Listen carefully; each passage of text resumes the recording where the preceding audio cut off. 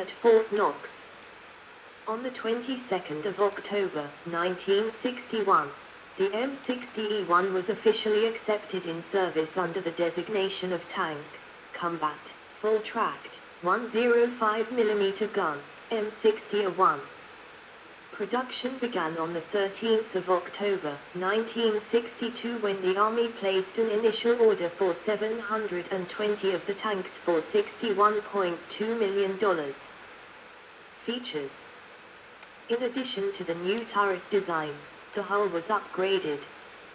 The hull's upper glacis armor was increased from 3.67 to 4.29 in, 93 to 109 millimeters, at 65 degrees, while the turret sights went from 1.9 to 2.9 in, 48 to 74 millimeters, at their apex. This brought the frontal armor up to the same 10 line-of-sight armor standard of the M103 heavy tank. A mushroom-shaped fume extractor was placed at the rear left of the turret bustle to vent smoke produced from firing the main or coax guns out of the vehicle. The addition of a shock absorber on the second rotor wheel pair was also accompanied by a slight relocation of the first return roller. These modifications were needed due to the increased weight of the M60A1 turret as well as the additional hull armor. The ammunition load for the main gun was increased to 63 rounds. Round storage was distributed between the turret bustle, where 15 ready rounds of various types were stowed and accessible for the loader, and the rest were stored inside safe containers on the hull floor. The uncomfortable wire mesh seats for the loader and gunner were replaced with padded ones. The brake and accelerator pedal and gauges were also rearranged for more efficient and comfortable operation, while the steering wheel was replaced by a T-bar steering control. The engine and powertrain were supplied by the Continental AVDS 1790-2 engine and the CD850-5 cross-drive transmission and using the T97 track assembly. Improvements to the electronics package for this version included an improved electromechanical traverse assembly and an N/VSS1 V1 IR searchlight above the gun shield. The M19 FCS consisted of the M17A1 coincidence rangefinder, M10A1 ballistic drive and the mechanical M19E1 ballistic computer for the gunner. The M60A1 rise passive tank uses the M68E1 variant of the gun carried in the M140 mount. Most M60A1 rise tanks were retrofitted to this standard after 1977. The M68E1 gun shares the same firing characteristics as the M68. It featured several design improvements including an updated gun hydraulic configuration, a stabilization upgrade for the gun, a gun elevation kill switch for the loader, improved ballistic drive and other component refinements. Upgrades. As the development of a new main battle tank stalled with problems and cost escalating quickly, the M60A1 was forced to serve longer than originally intended, with production lasting almost 20 years. In that time span, numerous product improvement programs were put forward. As the major changes were incorporated into the production line, the vehicle model designations were changed. The first of which was top-loading air cleaner, TLAC, in 1971. This reduced dirt and dust ingestion, which increased engine life as well as allowing for easier servicing of the engine. Early TLAC panels were made from aluminum and were vulnerable to damage from small arms fire. Next came add-on stabilization, AOS, that was introduced in late 1972. This was an add-on kit made to fit with minimum modifications to the existing hydraulic gun control system. The add-on stabilization system provides stabilization control for both gun elevation and turret traverse.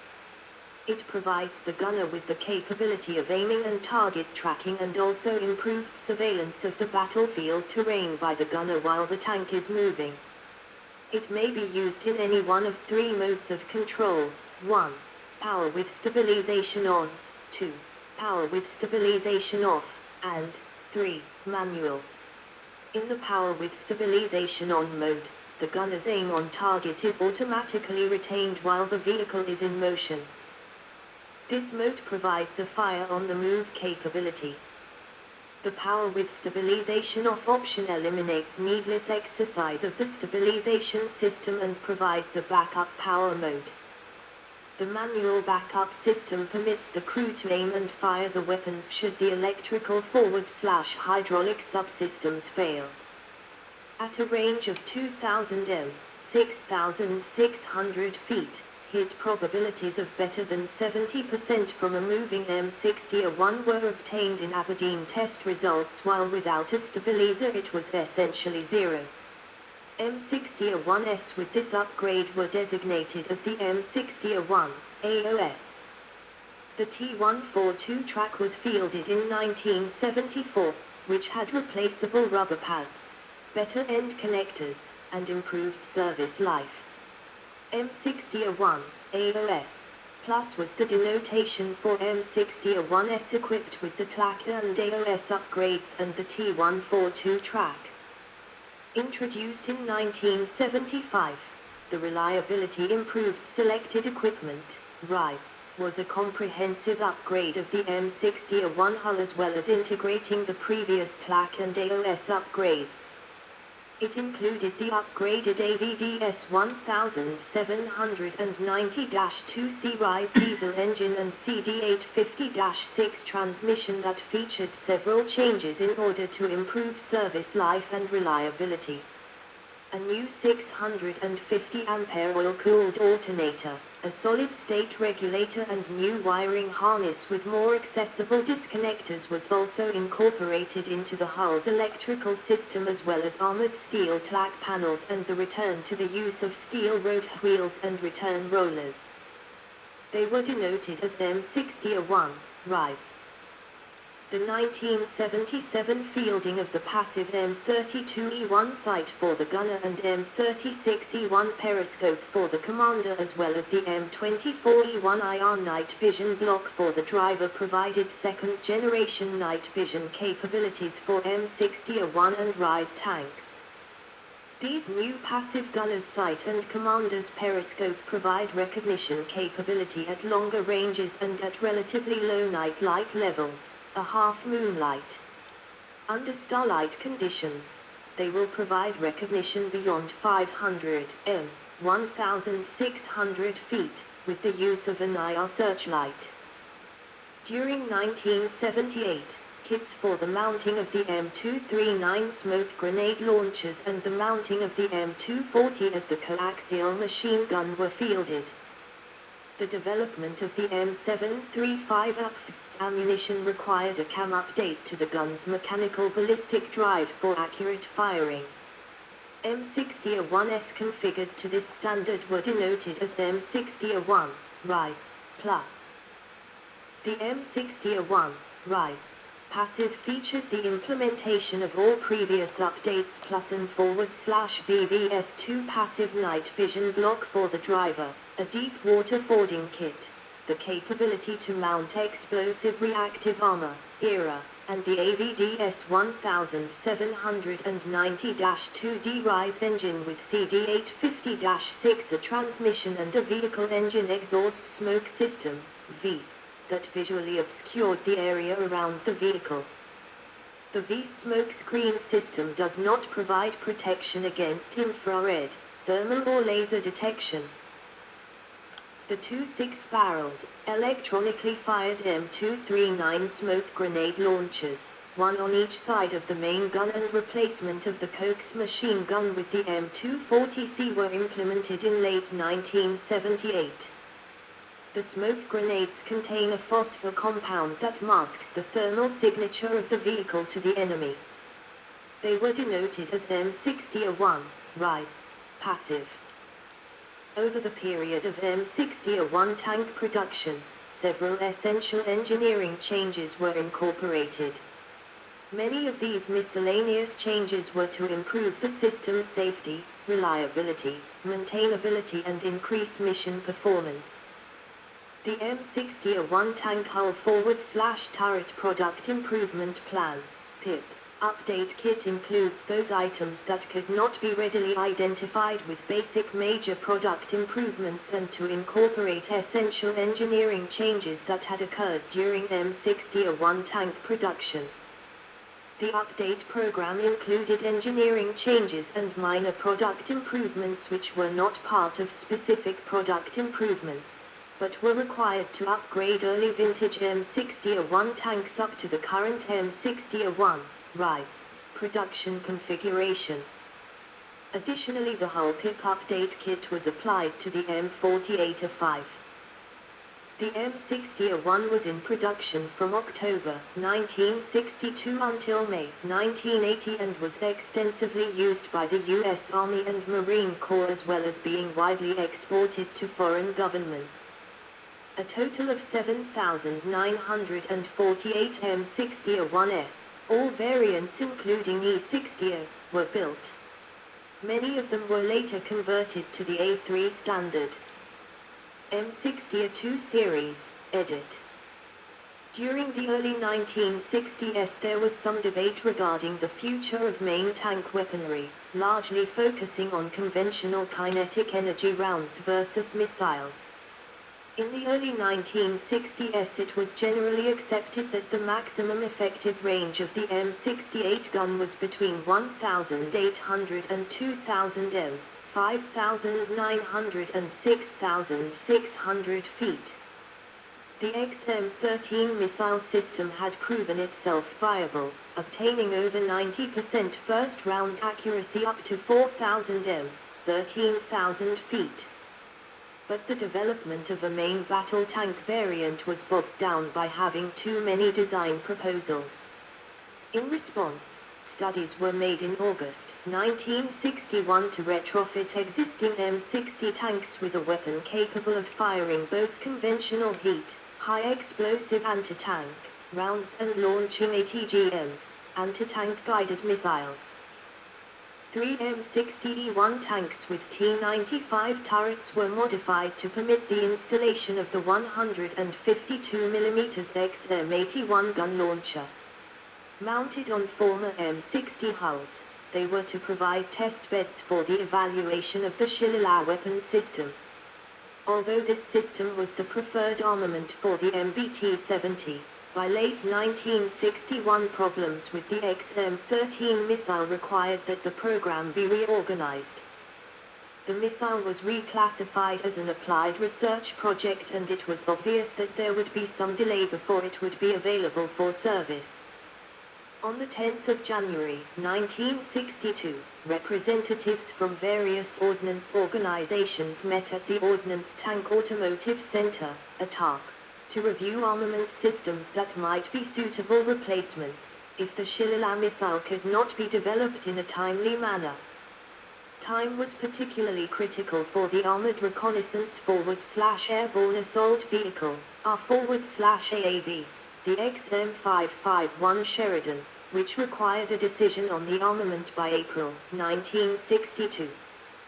The possible delay was not as serious for the MBT-70 since the program was limited to conceptual design and component development. The requirements also differed for the tank because of its ability to carry a much heavier weapon system. Several backup weapons were also under consideration and concept studies were prepared showing their application to the MBT-70 concepts. The 152mm gun launcher XM81 also was considered without the missile depending only on the combustible case conventional ammunition. It was expected that the Shillelagh or some other missile then could be introduced at a later date. The 105mm gun M68 as standardized for the M60 tank was considered as an alternate armament system. It had the advantage of being immediately available and its ammunition was already in production. Of the several turrets drafted, one of the earliest was the driver-in-turret integrated fighting compartment. This design was further developed using the MBT-70. Another proposal was a more compact turret design of the T-95E7. Development. During the development of the M60A2, three different turret types were considered: the Type O, Type B and Type C. The Type A turret would be constructed based on the T-95E7 turret and then further modified and produced as the Type B standard. The Type C turret was essentially a larger M551 Sheridan-style turret. A mock-up of this turret was built, but the design was never seriously considered and soon abandoned. All of these conceptual variants were referred to as the XM66. On the 10th of January, 1964, the Army reviewed all three variants and selected the Type A variant for further development. Initially 2 Type A turrets were built in 1964. The M60A1 hull was used starting in 1966 to develop the new compact turret design using the 152mm M162/XM81E13 rifled barrel main gun. These developmental tanks were designated as the M60A1E series. The M60A1E1 referred to vehicles based on the modified T-95E7 Type A turrets with M60 hulls used through 1965. The M60A1E1 variant was used to evaluate the XM81 dual-purpose gun and its compatibility with the XM13 guided missile, armor defeating together with the XMT-M51 training round. During the early testing of the XM81 main gun, it was noted that misfires and premature detonations of the M409 conventional case ammunition were caused by unburnt propellant in the bore and breech. This flaw was often catastrophic as it set off the projectile in the barrel as it was fired. To remedy this, the guns were equipped with a traditional fume extractor on the barrel. The XM81 gun forward/launcher also experienced frequent faulty breeches, often not closing correctly during a missile firing, allowing the exhaust of the launching shillelagh to vent hot noxious gases into the crew compartment. As the M60A1 hull became available in 1966, it was decided to upgrade these prototype vehicles to the M60A1 hull standard. Vehicles using the M60A1 hull and chassis received the M60A1E2 designation, and were used to develop the Type B compact turret and the XM81E13 gun variant. The M60A1E2 finalized the turret design with the use of a compact turret which reduced exposed frontal area by 40% compared to the M60A1 and continued development of the M51 missile guidance system, M51 MGS. These were later standardized as the M60A2. Initial plans called to retrofit the turret of every M60 with the new A2 turret, and use them in the mobile anti-armor role alongside the M60A1 tanks. But the continual technical and reliability difficulties with the dual-purpose gun caused this to be abandoned. The M60A1E3 variant was a prototype mounting the M68 105mm rifled gun to the turret of the M60A1E2. This was evaluated due to several earlier faults noted in the M60A1E1's main gun. Compared to the shillelagh system, the use of the 105mm gun increased the overall tank weight by about 1,700 pounds. 770 kilograms. The M60A1E4 was a conceptual variant that explored the use of various remote-controlled weapons, including a 20mm gun as secondary armament. A mock-up of this design using the Type C turret was constructed. All variants of this series underwent evaluations and trials at the Aberdeen Proving Ground. The M60A1E2 was finally accepted by the Army in 1970 and given the designation Tank, Combat, Full-Tracked, 152mm gun forward/launcher, M60A2. Initial orders were submitted by the Army in 1971, however production did not start until 1973 and continued until 1975. All were built at the Chrysler Tank Plant in Warren, Michigan, with a total of 540 M60A2s produced. The M60A2 was intended to serve as the stopgap solution until its projected replacement, the MBT-70, completed its development. The M60A2 was deployed to Army units in Europe starting in June 1975 when B Company, 1 to 32 Armour Battalion received its first M60A2 tanks. Features. The M60A2 featured a unique low-profile turret, mounting the M162 gun forward/launcher that drastically reduced the turret's frontal arc in comparison to the A1S. It consisted of a large disc with a narrow channel in the center, with each crew member in the turret having their own hatch. The gunner and loader were located to the right and left of the gun, respectively, and the commander was in a turret basket up and behind the main gun. As a result, each crew member was effectively isolated from one another, with the gunner and loader separated by Shillelagh missiles in their storage position. The commander was in the rear compartment under a large redesigned cupola, which somewhat negated the low-profile silhouette of the turret. The M162 gun was fully stabilized in both turret traverse and gun elevation using the same upgrade kit as the M60A1AOS, allowing the gunner to effectively scan the battlefield while the tank was in motion. This system could be used by the gunner to engage targets with unguided M409 rounds while the vehicle was in motion, but the tank had to remain stationary when firing and tracking an MGM-51 missile. 4 M226 smoke grenade launchers were mounted on each side of the turret bustle.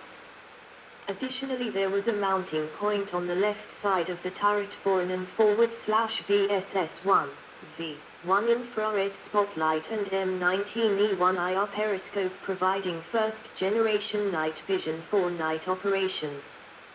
A basket was fitted to the rear of the turret to stow the spotlight when not in use. Late production versions replaced the bore evacuator with the closed-bore scavenger system, CBSS, a compressed air system that pushed the fumes and gases out of the muzzle when the breech was opened. Initial production M60A2s used the M60A1 hull powered by an AVDS 1790-2 Atlak engine, CD850-5 cross-drive transmission and the T97 track assembly. Many of these hulls were later upgraded to the RISE standard. The M51 Missile Guidance System, MGS, for the Shillelagh missiles was designed by Ford's Aerospace Division. The M51 MGS consisted of an infrared, IR, direct beam guidance and control system to track the missile mounted to the turret over the mantle of the gun with a telescopic sight and a Raytheon and /WG1 flash lamp pumped, ruby laser range finder, accurate to 4,000 meters, for the gunner. The gunner aimed the crosshairs in his direct telescopic sight at the target and fired the missile. After acquiring a target, a small charge would propel the missile out of the barrel. The missile's solid-fueled sustainer rocket then ignited and launched the Shillelagh. For the time of flight of the missile, the gunner had to keep the crosshairs pointed at the target. A direct infrared beam missile tracker in the gunner's sight detected any deviation of the flight path from the line of sight to the target, and transmitted corrective commands to the missile via an infrared command link. The MGM-51 was stabilized by flip-out fins, and controlled by hot gas jet reaction controls. The gunner also employed an M219, later replaced with a M240C, to the gun mantle's right with 2,000 rounds. The commander's cupola was redesigned, causing the M85 to be mounted in the inverted position in order to provide access to its feed cover, and mounted a single M34 periscope carrying 600 rounds. The M60A2's combat load for the M162 main gun consisted of 33 M409 rounds and 13 MG M51 Shillelagh missiles. Flaws. This weapon system had several drawbacks. First, the gunner had to keep the target in the crosshairs of the sight during the entire flight time of the missile. This meant that only one target could be tracked and engaged at a time. Furthermore, the M60A2 could not fire or track a missile while moving. Secondly was the high minimum range of about 730 m, 2,400 feet. Until the missile reached this range, it flew beneath the tracking system's infrared beam and could therefore not be guided by the infrared command link. Also, minimum range was slightly above the maximum effective range of the M60A2's conventional unguided munition. This created a dangerous gap area that could not be adequately covered by fire, known as a dead zone. It was also discovered that structural cracks in the barrel occurred after several missile firings. This defect was traced to a flaw in the missile's longitudinal key, which fitted into a keyway inside the gun barrel. It was determined that a less deep key would significantly extend the service life of the barrel. The missile control system was also very fragile owing to its dependence on vacuum tubes, which often broke when firing the gun. Finally, a Shillelagh missile was considerably more expensive than the M409 round. The vehicle was one of the most technologically complex of its era, eventually garnering an unofficial nickname of Starship. This also contributed to its failure, largely due to difficulties with maintenance, training, and complicated operation. The M60A2 proved a disappointment, though its technical advancements would pave the way for future tanks. Its intended successor, the MBT-70, was cancelled in 1971 and its funding diverted into the conceptual development of the XM1 Abrams. The Shillelagh /M60A2 system was phased out from active units by 1981, and the turrets scrapped. The main replacement for the Shillelagh missile in the mobile anti-armor role was the more versatile BGM-71 TOW. Most of the M60A2 tanks were rebuilt as M60A3s, or the hulls converted to Armored Vehicle Launched Bridge, AVLB, vehicles and M728 combat engineer vehicles, with a few M60A2s retained as museum pieces. Oh no, it had already crashed. So we can do that, so you cannot continue. But it's too long to read one piece. And the camcorder's out of power. No, the web page have crashed, you cannot continue.